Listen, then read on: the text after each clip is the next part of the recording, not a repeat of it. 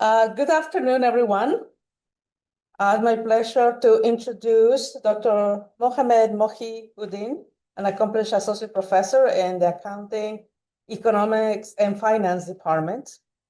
Dr. Uddin brings a rich international academic background, having earned his PhD from Aston University in the UK, and holding additional qualifications from Queen's University Belfast, and also professional certifications, which include certificate in management accounting, and also he was a fellow of the Higher Education Academy in London.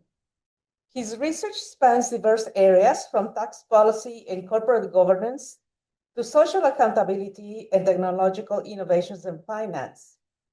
Dr. Uddin has published extensively in peer-reviewed journals and has presented at international conferences, demonstrating his commitment to advancing knowledge in accounting and business research. Today, he will be sharing insights from his sabbatical leave, drawing from his extensive experience and ongoing scholarly investigations. Please join me in welcoming Dr. Uddin. Thank you so much for this introduction. Hello, everyone. Welcome to my presentation today. The key topic today is, as you see from the slide, is multi-actor collaboration and non-governmental organization accountability. So,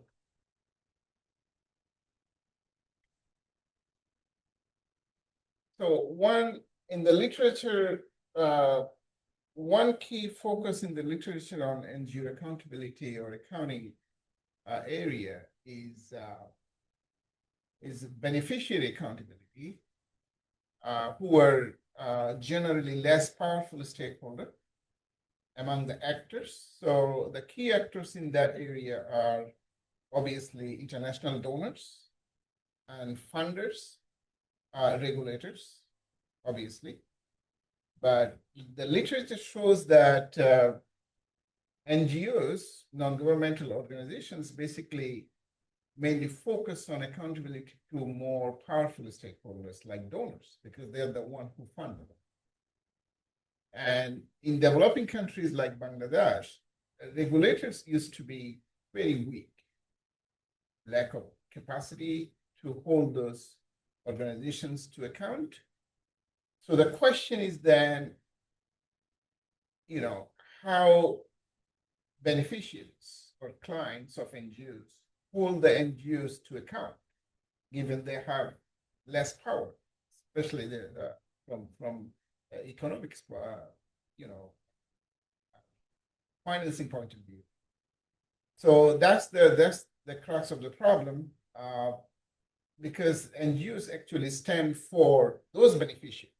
So if they don't take care of them, and there are some malpractices, and they can hold them to account, so the question is, who can hold those big, powerful NGOs to account? Some of those NGOs are really, really powerful. They are like corporate. So the case study I'm going to present today is about a very large NGO in Bangladesh, named BRAC, BRS.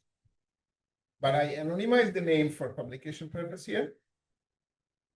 And this presentation comes partly from my sabbatical research, and I interviewed stakeholders. I'm going to give more information about the method later on. So the key focus of this presentation, the paper, is how to hold those NGOs to account so that their beneficiaries' interests are not compromised, given they have less power. So the literature highlights that, as I indicated earlier, NGOs mainly focus on their accountability to donors because they're the one who fund them at the possible expense of beneficiaries. And so how do we address these issues when beneficiaries' interests are compromised? Who can hold those NGOs? So that's the bigger problem from the beneficiaries' point of view. So that's now in my presentation, with the structure. Next slide.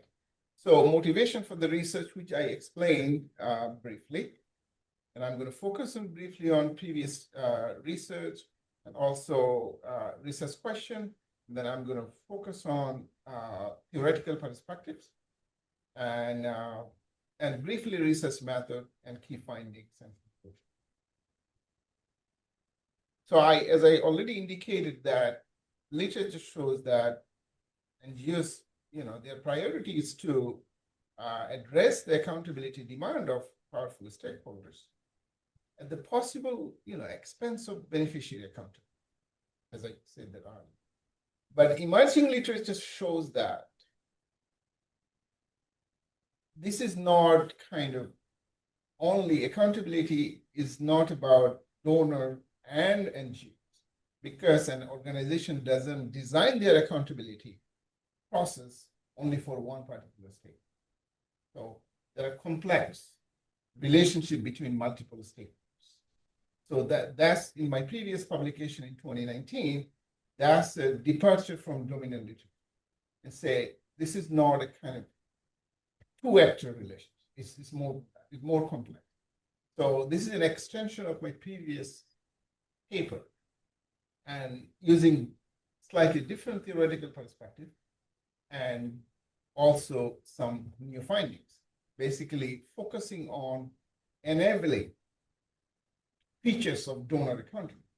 Because donors, international donors like DFID, which is kind of British donor organizations, they now renamed. So they're the big actors in development. So they actually fund lots of NGOs, a number of NGOs as part of their international development aid committee. So that's also, I'm going to cover that in more detail. So the prior research also suggests that organizations design accountability mechanism to meet multiple stakeholders, not just one stakeholder, as I indicated earlier. And so one particular concept I'm going to use in this research is called stakeholder multiplicity. That means when we talk about accountability, as I indicated earlier, is not about two stakeholders, it's multiple stakeholders. They design accountability mechanisms for multiple stakeholders because organizations exist within a complex network of intertwining relationships, and the complex interaction between the stakeholders within a stakeholder network can be termed as stakeholder multiplicity. So that's a paper in Journal of Business Ethics published in 2006. So I'm going to use that concept as well. And stakeholder interaction can be competing, complementary, and cooperative. So in the context of this research, so because the focus is on beneficiary accountability, there are multiple stakeholders. One, definitely regulators, because government want to protect the beneficiaries. That's their responsibility. So on behalf of the government, they have regulators. Of course, in that particular context, case study context, international donors are key players because they are the one used to fund that organization almost 100% in 80s. So over time, their kind of funding reduced. So I'm going to explain that in the context section. Also, beneficiaries also interact with those NGOs, and that to some extent, a lesser extent, contributes to the, explain the beneficiary accountability. So regulators, donors, and the beneficiaries themselves are kind of three key stakeholders in that accountability relationship.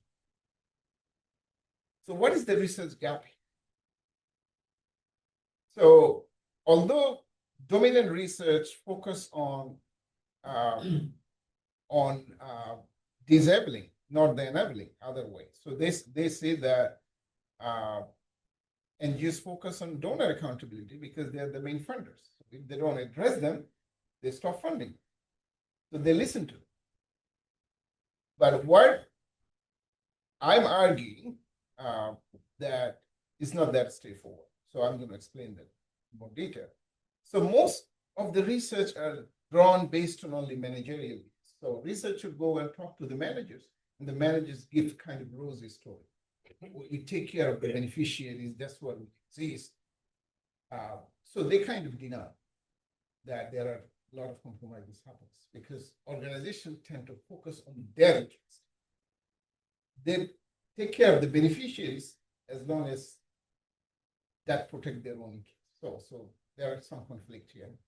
But emerging research, I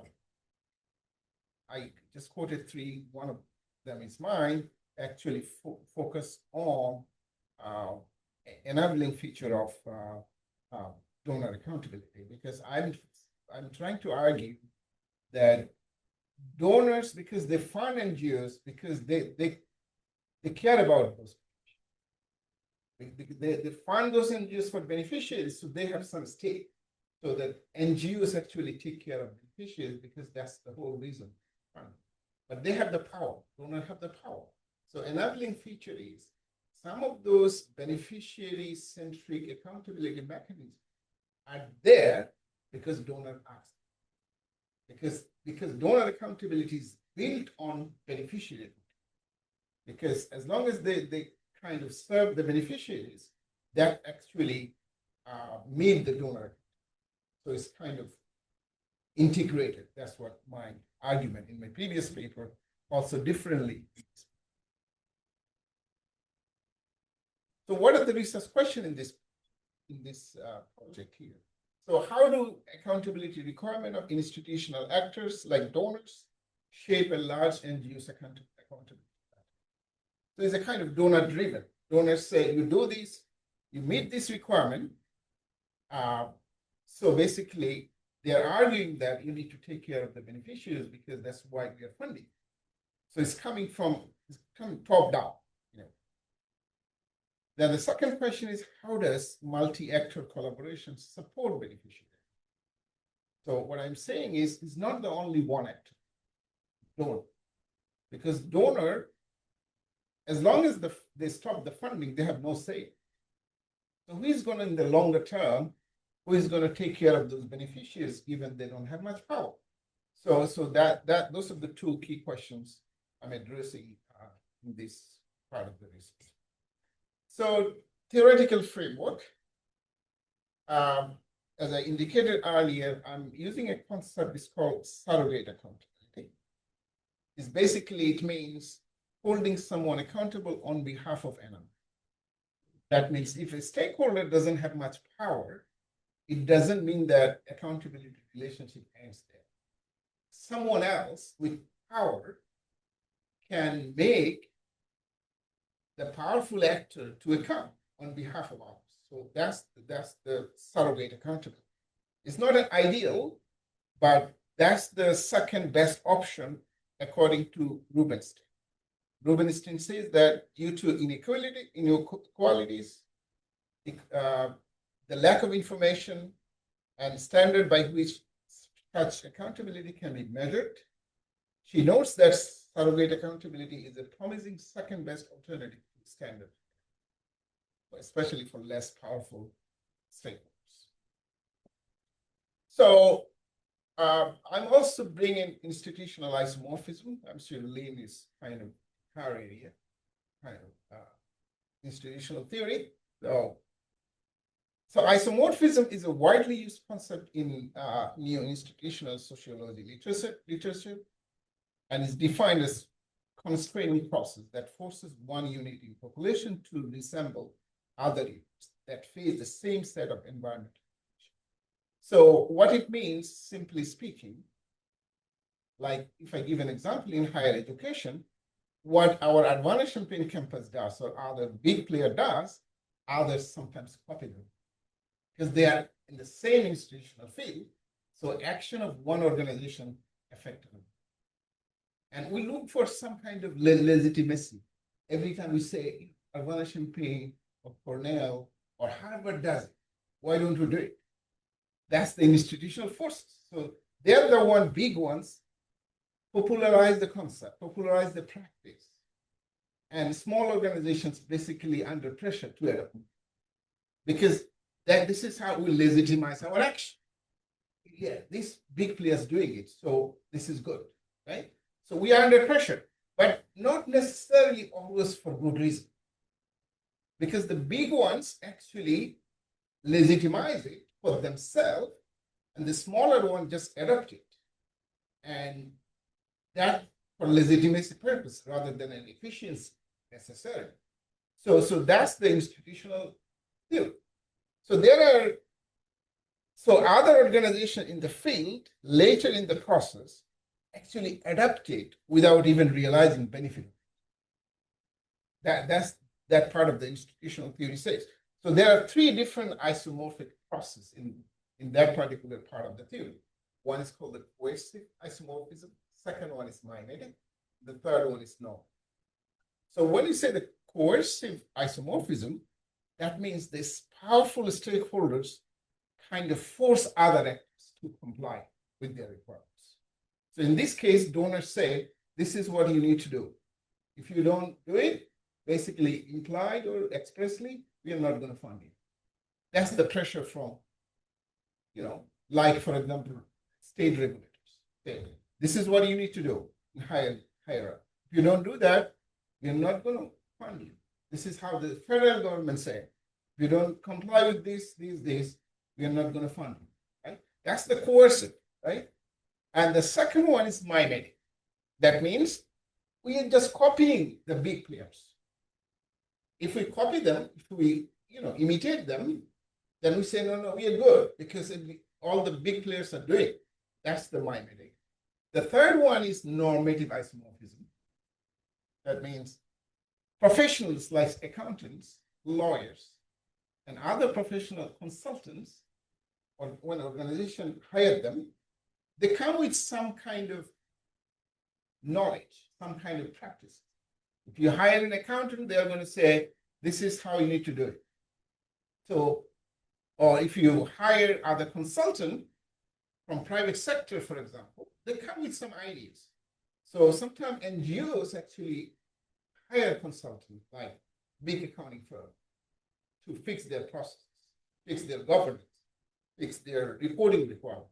So those professionals actually bring some practices from other centers. So that's the normative isomorphism. So those are the three different isomorphic processes. And in this research, I'm mainly focusing on the coercive pressure the donors bring in, the regulators bring in, and for further research for other two is not the main focus of this part, but for other papers. And then I introduce also the stakeholder collaboration concept with the institutional theory. And with those two, it explains how a new regulator became powerful.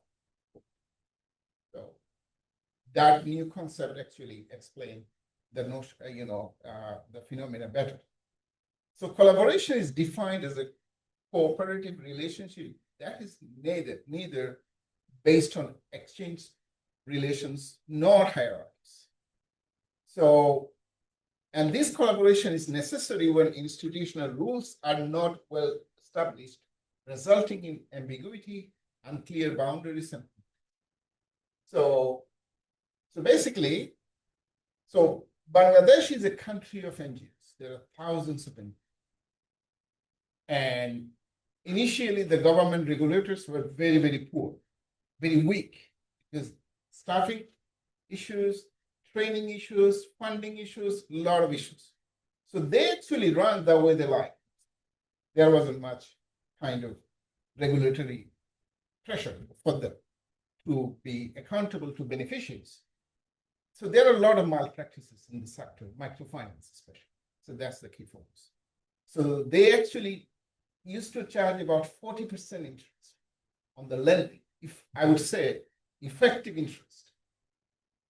So they say 15%, we're going to charge 15%, but if we use the accounting logics, it's actually effectively 40%. Because they charge 15% on the initial amount, And then they started to take the repayment from next week. So the client cannot enjoy all the money. So the effective interest rate, depending on their policies, between like 30 and 40%, if you use all the accounting numbers and savings and the way they refund it. So it's the complex number, but clients don't understand how it becomes 40%. So at one point, government of Bangladesh actually started to raise those issues. You are exploiting poor people. So 40% is too much. You reduce it to 27%. And whole sector say, no, we can't survive. And they're so powerful. They are so close with politicians, and they kind of keep stopping government, implementing that, kind of restriction. So what the government of Bangladesh did, they couldn't implement it initially. So the international donors, British government funders, defeat actually funded this collaboration. So they brought in the central bank. They are the regulator for the banking sector. They brought in another NGO microfinance funder. It's called the PKSF, Politik Karmashanstan Foundation. So they're the experience in the microfinance sector. So those two powerful regulator and fund, they shared their experience, but they defeat British funding agency fund. So there are three actors. The government actually brought three different actors together. So their whole purpose is to empower the regulator, create a new regulator for microfinance sector, which is MRA, Microcredit Regulatory Authority. So this is the red. I'm not sure whether you can see it. So I'm sorry for the color. Should have paid attention to this. So government of Bangladesh actually brought in multiple stakeholders. The defeat funded the whole process. PKSF is the funding body, dominant funding body for the microfinance sector in Bangladesh. And Bangladesh Bank is the regulator for the banking sector. So those two players actually, with the funding from the defeat, they created a new regulator, which is called Microcredit Regulatory Authority, MRA. So they were formed in 2006, but they couldn't do anything until 2010. It took more than 40 years before they kind of come up with any kind of proper accountability mechanism. So in this paper, I'm arguing that this donor defeat actually, with the help of the government, support of the government, empowered this microcredit regulatory authority. And they're the ones who actually forced the NGOs in Bangladesh to bring down 40% effective interest rate to 27% in 2000. Now they are trying to bring it down to 24%, 5%. My latest interview data shows. So when those NGOs actually say that now we can't survive if you reduce the interest. Now they're the ones now even competing to bring it down. So those are all money-making business in a way. But the regulator's role here is very, very important.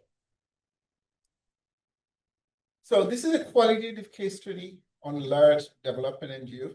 But for the paper, I anonymize the name, call it Alpha, but that's I can disclose here is BRAC. You'll see that this is so big NGOs. At one point of time, they claim they contribute 1% of the GDP of the country because they have so many money-generating businesses. So NGO, they are funded partly by the donors, but they have business money-generating businesses. So I interviewed officials, beneficiaries, regulators, civil society actors. Also, I use focus group interviews also. And I focus on, in this paper, two projects, two of their programs. One is microfinance, that's the dominant one. Also, there is water, sanitation, and hygiene program that is mostly funded by the Dutch government. And so I'm not going to focus too much on this, the qualitative case study, longitudinal. I just move on to key findings.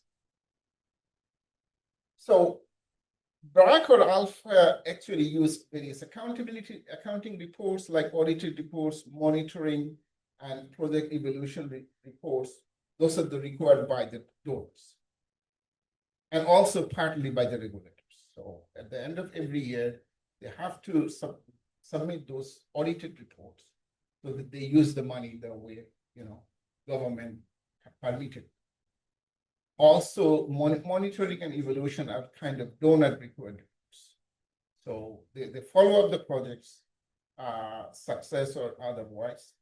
So those are the requirements. So, and also, British government funders, they want a particular tool to be used, which is called logical frame or log frame. That means before they get the funding, they have to assess the need of beneficiaries. And they have a matrix. They need to tick all the boxes. So NGOs will have to submit it before the funding is granted. And then they monitor the progress over time by using those tools. Those kind of top-down accountability process from the donors. So NGOs like Alpha actually do the participatory need assessment before they, when they prepare the project proposal. So they justify that we assess the needs of the beneficiaries and we consulted with them and this is why we want this funding. So that process is actually donor-driven, and this is an accountability mechanism. When you talk to the beneficiaries and they ask questions, and so basically this is an accountability process itself. For the WASH program, which was funded mostly by the Dutch government, and that is a more accountable program because they have a mechanism of accountability, which is called a village WASH committee. That means beneficiaries are the ones who run the committee, and the Alpha officials need to go and they need to explain how the resources are in, whether there is a kind of mismanagement. So beneficiaries have that kind of group of people who can ask questions and challenge the officials. So that program, because of that donor-driven process, I mean, I observed the meeting, I talked to the people, and that actually is for beneficiaries, especially who don't have much power. So that mechanism worked well, and the local level resource allocation point of view. But still, the NGO didn't change based on other demand, like we want this, not the one you are offering. They don't change that. But one thing that process does is it makes sure that I never saw anybody complain about the process of resource allocation in the field level, because that's a lower level decision making. So that committee works well based on my observation. But although the big decisions are made in the head office by the donors, so beneficiaries don't have much say on the higher level decision. And British government funders actually at one point funded an ombudsperson service to handle the complaints. And I interviewed the ombudsperson and I spoke with the beneficiaries, and none of the beneficiaries I interviewed ever heard. So they never advertised it. Even donors asked them to do it, and you have a choice whether they advertise it or not. So this is a kind of ticking the boxes. It doesn't work. Even donor wants them. So NGOs are kind of interest driven. They know what is best for them. If there are malpractices or problems, they don't want to get it reported, So the way they kind of bypass this accountability mechanism by not publishing, not telling the beneficiaries you can go and complain to this. So it's one way bypassing the top-down accountability relationship. So what does it imply? It implies that the actors like NGOs, they know what is good for them or bad.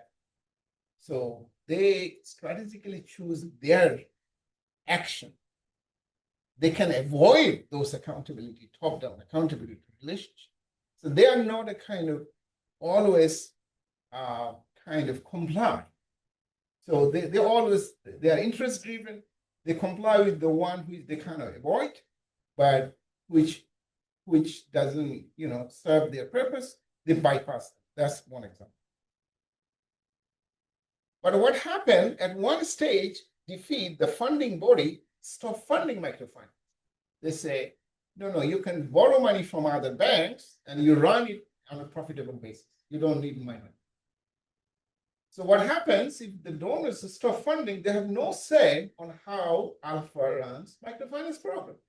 So one surrogate, the donors who take care about the beneficiary interest, they have no say on the microfinance program. So now the question is, if Alpha does something wrong, regulators are weak. There's no one to protect the beneficiary interest. And beneficiaries don't understand because of the education. They are not accountant. They are not finance guys. So when they say, I'm going to charge you 15%, they take it for granted. But effectively, they are charging 40% or 30%, right? So that's where the defeat comes in, and then empower the regulator, microcredit regulatory authority, with the help of other two actors. That's the stakeholder collaboration.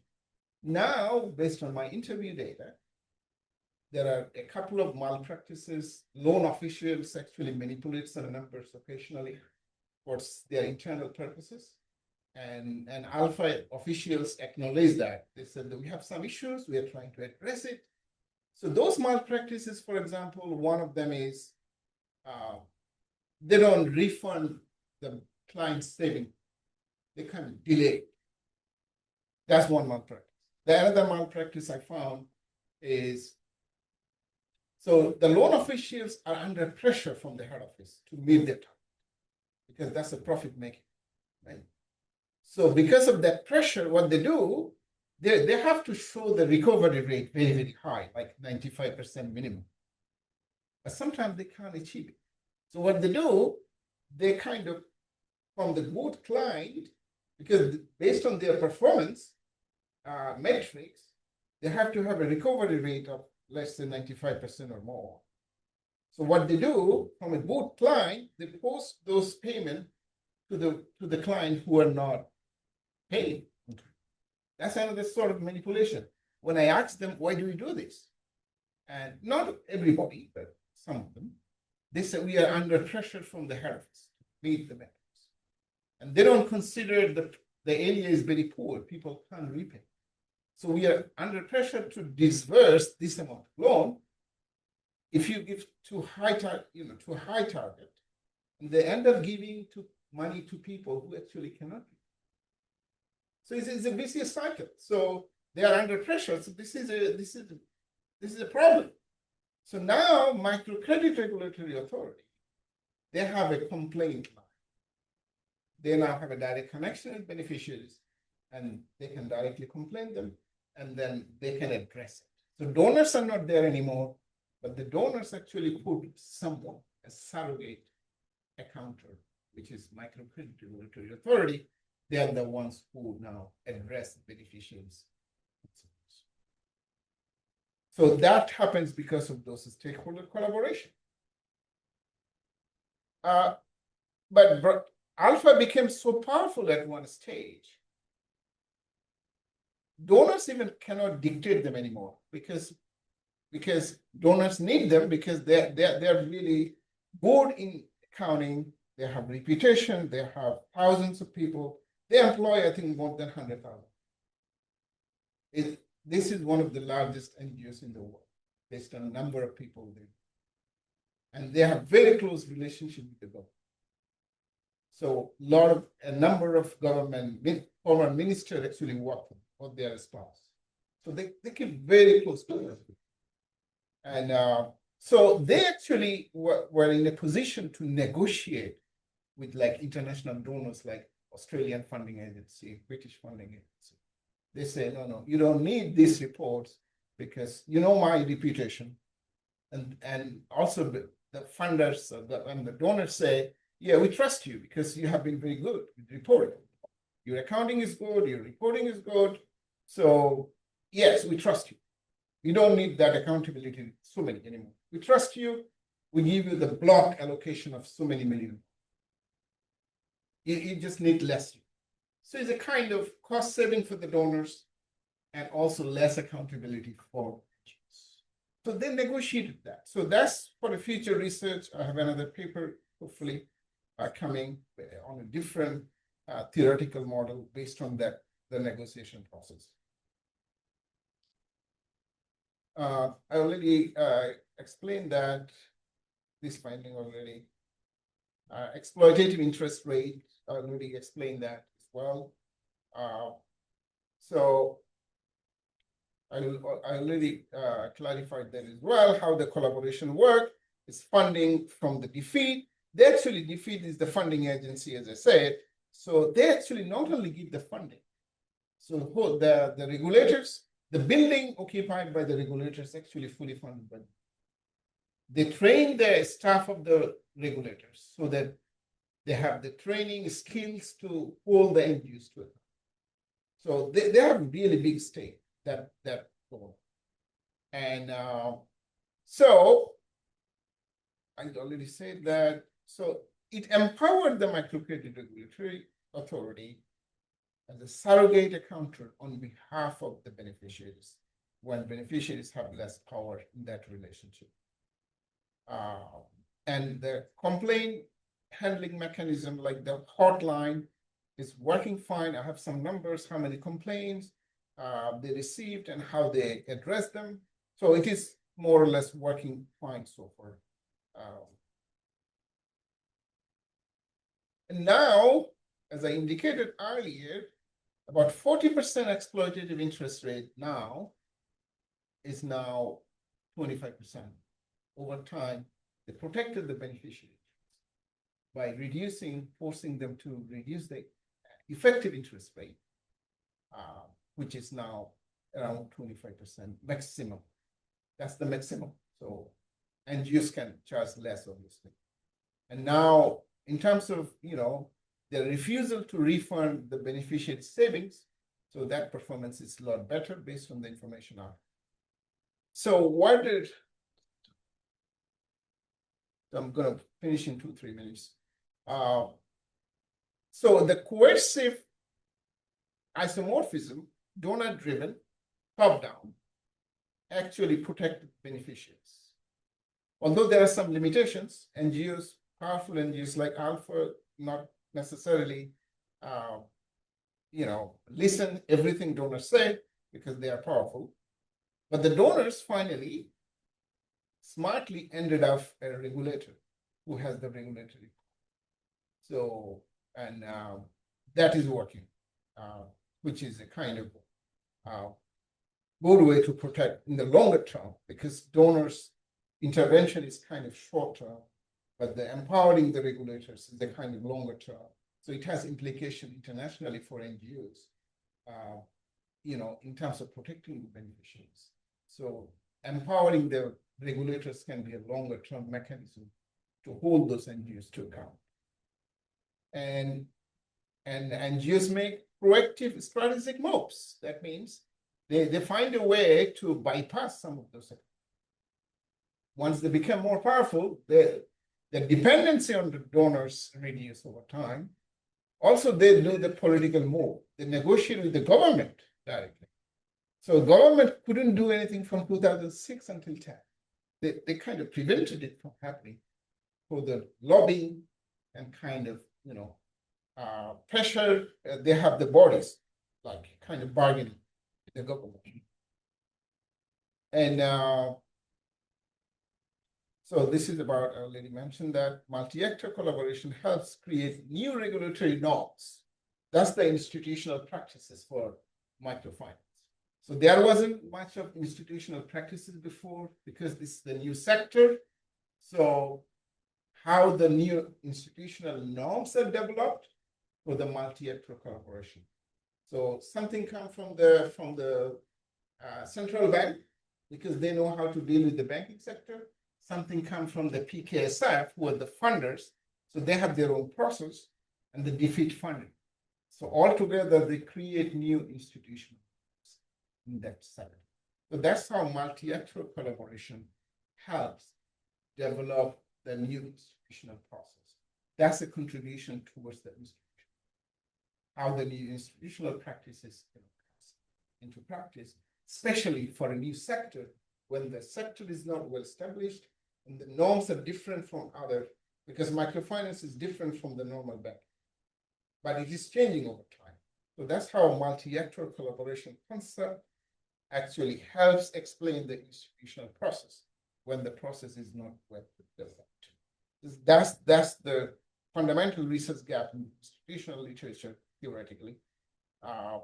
And so my key contribution in this paper, empirically to non-governmental accountability or accounting literature, by showing the more enabling feature of donor-driven accountability. So that's an emerging area.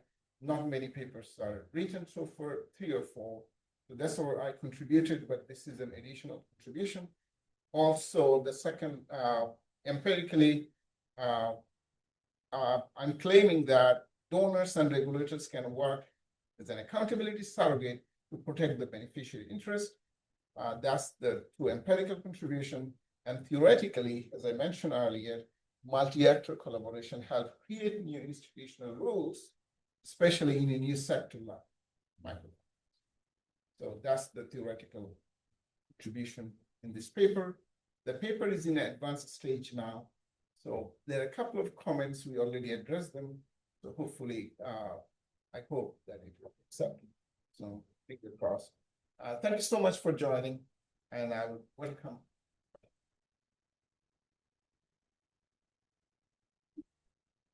Okay. Thank you for your presentation. Sure. I have a question about IRB. I mean, in Bangladesh, there is no established IRB board. So, how Ask him. We spend a lot of time yeah, trying to I'm get that. asking because I wrote a paper. I collaborated with the faculty of Dhaka University, and it was about educational supply chain. When I came here, I talked to Lucy, and I know there is an IRB board, so I just give up my authorship. Yeah, Published it, so I could not do it. So my question here: how did you do that? yeah, no, that's a good question actually, and I have learned through the process also Lucia's office. That's a very painful process actually. So there are now some IRB boards in Bangladesh, especially because we needed to have to comply with the federal regulation. We need to have a separate IRB from the country we are collecting data from. So it took some I plan to start data collection in May, but I couldn't start before August because of that. So I finally ended up finding one IRB provider within the Dhaka University. And they are they claim federally for United States, they kind of comply with the requirement. So they will give you an IRB if you comply with their requirement, but they charge you $750 for the process. So there is a board, but some other universities now, it didn't exist when I was working there. So it's a very new development because especially in the medical science. So Lucia's office actually dig down and find that Medical Council of Bangladesh actually offer. But they don't offer for us. They offer for medical professionals. So I contacted them and they said, no, this is not our area. But through my own network, I finally ended up finding from a Dhaka University IRB provider. But other universities do, Chittagong does. I used to work for Chittagong, but they only do for their own. They don't do it for foreigners. So Dhaka is the one. So you need IRB approval from Dhaka University. Dhaka University. From UIS. Because UIS is not going to give you until you have local one. So it took a couple of months to do it. So it's a really painful How process. you see complicates things. Yes. Yeah, I just have a quick question. Yeah, first of all, this is not my research area.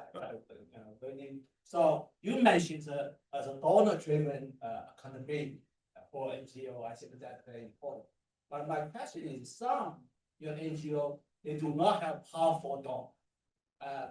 Pretty much most donors are very small one. For example, I think one example I was thinking the Red Cross in China. I think because many people maybe donate $5, so what are you going to do? So, the NGO does not have very powerful donor. So what are you going to do? So that's been donor-driven accountability. Maybe it's a little bit difficult even to initiate the process. Oh, yeah, of course. Yeah, thank you so much for this question. So when you talk about NGOs, there are so many different types. Some of them are kind of membership-based, like Red Cross, for example, like Amnesty International.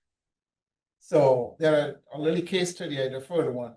It was published in 2008 in Top Accounting Journal, Accounting Organization and Society, one of the top journals. They published one on Amnesty International.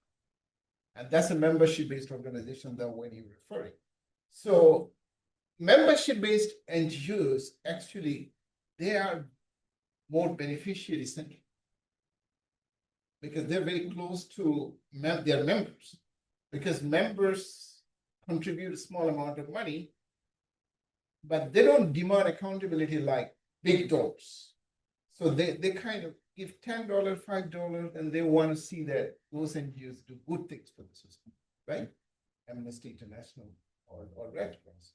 When the accountability it works every time, you see that in their report, they publish a lot of pictures. I did these, that. Those are the accountability process for them. So small donors don't want a big report, like 100-page. They want to see that those are kind of different kind of accountability mechanisms. So there are a couple of papers about digitizing accountability through visuals. Publishing an accounting report, I mean, who is going to read those reports technically? So show me what do you do. So, but in those for this kind of organizations, there are different kind of accountability mechanisms. Something called self-regulation. Self-regulation is there are some bodies who say this is what we are going to do, and Alpha or BRA subscribe those international. It's called the International Accountability Mechanism. There is a governance document. So a lot of big NGOs subscribe. They are the members. Once they become a member, they follow their ethical guide. So that's called the self-regulation. It's not coming from the regulators or the donors. It's NGOs themselves become a member, subscribe to them, say, this is the guideline to follow. And Amnesty International is one of them. Once they become a member of those self-regulation, and they have to submit a report to them to stay as a member. So that's a different, proactive accountability mechanism. But there are, in the literature, there are arguments that if you put a lot of pressure on NGOs, they actually escape those in a very smart way. It's not a rosy picture that donor want and they comply. They don't. I'll give you an example about ombudsperson. Donor want them, they bypass it in a smarter way. So I have a lot more examples in the paper. So they don't comply with top down. So because there's an enforcement, there needs to be an enforcement, and enforcement is costly. So it doesn't always work with the big NGOs, but the small NGOs, it works different. So this is a very context-specific longitudinal. I think the reason I ask this question because that's the one big scandal happened to the Red Cross in China. That's the kind of one kind of family member of one of the top leaders of all, and the social media kind of show off a lot of fancy bag, fancy vehicle. So the Red Cross reputation has been that tarnished. I think their donation amount maybe drop half. Yeah, because people, what's the point? I donate you actually all the money has been wasted. So I mean, interesting. thank you. This is something big NGOs want to evolve. Because if there's a public scandal, this is exactly what happens. People don't donate the money. So they want to avoid that scandal.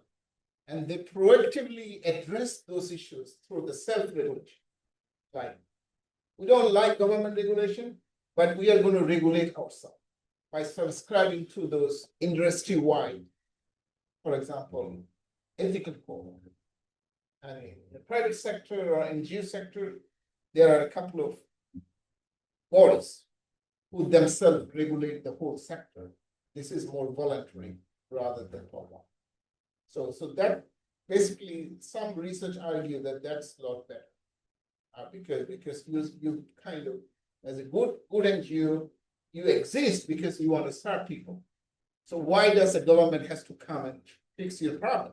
Why don't you address your problem so that your public reputation is going to go down? There is a problem. So better some NGOs, good NGOs actually subscribe those self-regulation. So that they don't have to face the similar scam. Yeah. Yes. I was interested in that kind of question too, the membership organizations. Thank you for that. When it comes to, you describe the case where there now is internal regulation of at least the microfinance area at that particular country in Bangladesh. Are there other examples where country regulation, government regulation is strong enough to control the operation of these big NGOs within their national context? Well, yeah, there are multiple government-driven mechanisms. One of them, the first line of scrutiny comes when the international funding comes in. There is a body, it's called the NGO Affairs Bureau. It's under the government, head of the government. So they initially scrutinize who is funding you. Is it for a good reason? Is it for legal, what is it called? Legitimize? Or is it going to something fishy? So they initially scrutinize the whole proposal. Any foreign funding has to be approved by the Prime Minister's office. So that's the first one. They have to say, this is what we're going to do. This is how the money will be spent. And then, but this is very basic. So they all kind of comply, most of them. But when it comes to the small beneficiary related issues, they are not the one. So the government actually, because the sector is so big, microfinance, there are thousands of NGOs. So that's what they felt is going out of control. So we need a proper regulator.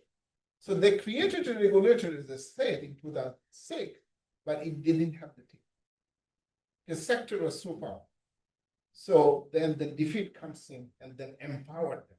So this whole paper is about this. So they not only focus on the beneficiary thing, they also look at the governance process of the centers. So most of the big NGOs are actually run by the family. So the husband is the chair of the NGO and the wife is the chief executive, for example. Those kind of family run, all the big ones. And now MRA say you can't have a chair of the organization and the chief executive of the organization from the same. So there are some scandals in the country because some of those powerful NGOs, they have millions of clients. So one of them became very close to the government and became public. So this is non-functional. So they created a lot of controversy because once those NGOs become powerful, they get involved. And then that raises a lot of eyebrows of politicians because you don't mess up with this. And even the Professor Yunus, which is the kind of chief of the government at the moment, and he has a lot of issues with the prime minister because they saw him as a so there are some political aspects of it, but that's not part of this paper, but that's a different political argument. How the politics play in this kind of new sector. I have one more follow-up. Oh, sure. So membership organizations, there are groups like Kiva and some other groups that want you to donate your $5 so that they can use it for microfinance loans in various countries. And so lots of people probably see this as an expanding area of ways you could do good as a consumer, right? What do you think about that? Should we invest our $5 in that? Do you think it's having, overall the sector is having? Well, I think the one with the $5, the ones, I mean, overall, my understanding from the literature and is the one, that's the one actually more beneficiary from. Because I know my friends in the sector working, some kind of relief organizations, they have, before they even work for those organizations, they have a more, they know they're not expecting hundreds of thousands of salary. They sacrifice their time with the low salary, but they're close to their beneficiaries.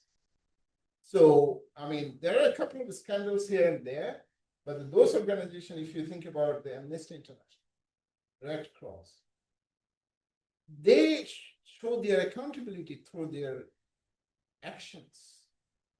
They're good with the reporting, big ones, but the small ones, even, they don't have 5 accountants to do all the reporting. They do the basic. So the local organizations here, small NGOs, one man run the organizations, but they're for the good causes. As long as, they demonstrate their actions and addressing the people's need, I'm happy with donating $5. But the controversy comes in the bigger ones. Because what happens in the literature, because I've been following this for so long, they start with the donors' money, showing we are doing this good thing. And at some point, they become concerned because the donor money can dry up. And what's going to happen with the people working?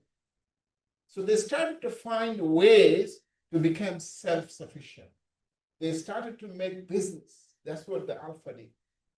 Contributing 1% of the GDP of the country, can you imagine how big that is? Employing 100,000 people is really big. It's like a big corporate. You go to their head office, 27th floor of their head office. So I call it corporate. So they're all elites, the top ones. Okay? So yeah, small NGOs, I think they're filling the gap which government doesn't address and other actors don't address. So still those NGOs with $5 funding, they are addressing a lot of issues in the community. As long as those people are kind of honest. So before we donate, we need to see who is running, what is their governance.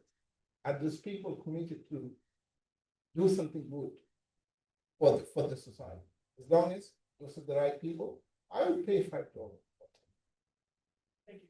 No problem. There is a comment in the chat from Ken Chris that relates to one of the previous situations you were discussing, and it says, this situation reminds me of the common agency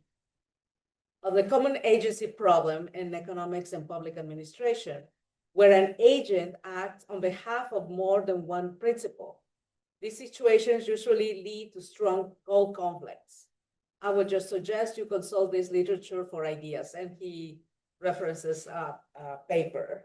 Oh, if you listen, you're listening, Ken, thank you so much for this comment. And yeah, that's an interesting question. One agent acting on behalf of more than one actors. That's interesting for me. I will definitely look at that paper, but that would be enlightening, I guess, because I mentioned in this paper the stakeholder multiplicity, the concept. It's not like a only relationship between 2 actors. This is the network of actors. So who is acting for who? So that's an interesting question. Thank you so much for this. I'll look into it. I'm gonna email it to you as well. Sure. Are there any other questions? Go ahead. Please email me if you need any other information or any kind of input or clarification. I'll be open to answer those questions. Yes. So. Just I'm curious. I had this from the past, but my question is Grammy Bank an NGO How is it structured? Well, I think yeah. I actually I covered that part of my sabbatical, so that's I haven't written the paper yet on that. So that's he's referring to a Nobel Prize winner organization, which is called Grameen Bank. They alongside the organizations, the head of that organization, Professor Yunus, actually won the Nobel Prize for Peace back in 2006. So they are not an NGO. That the way but the definition of NGO is a kind of so broad, and a lot of paper actually, there are a lot of published paper on Grameen Bank. And I have one kind of under review now, but addressing a different question. But the broad definition of NGO is covering anything not run by the government or owned by the government. But the Grameen Bank's governance document actually gives government up to 25% of the ownership. So that officially, in my view, it makes it governmental, because there are some evidence that government actually forced the CEO to, Professor Yunus, to leave the organization. So that shows that this is government. Yeah, but they claim about 75% legal ownership goes to the clients. So it's a kind of the way you define it.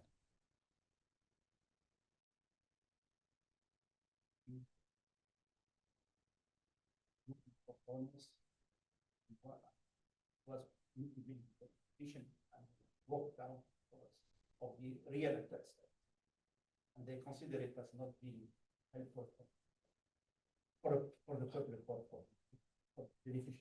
Because even the government is powerful, right? They have the regulatory power. Even they own tiny bit of it, and you give the scope government to step in for political or other reasons. So that happened. Professor Yunus actually reduced the government stake from 25% to 10% at one stage. But when they have a problem with Professor Yunus, they took rest of the bank. So they actually suspend part of the board of governance, and because government only had the power to appoint the chair of the organization, and 25% maximum, but still 75% are owned by the beneficiaries. All are ladies, not educated much. Okay, and but the government actually make it completely ineffective when there is a clash with Professor Yunus, and the government was almost about to send him to jail for some fake reason. So I mean, that's another interesting story. If you mess up with government and for political reason, they kick you out one way or another. So now I closely follow that story. Now a friend of mine actually is the chair of Grameen Bank now. He's a vice chancellor of North South University. So Professor Yunus put him on the chair of the bank. So he's kind of making a lot of changes within the governance. So I follow that story. Do you think the new change in the government will help these organizations to grow what they are doing? Well, Professor Yunus is the head of the government now, so he's kind of, previous government messed up with Grameen Bank, kicked out a lot of senior officials, board members. The Professor Yunus is reversing that and empowering the whole Grameen Bank. So yeah, this is a neutral government at the moment.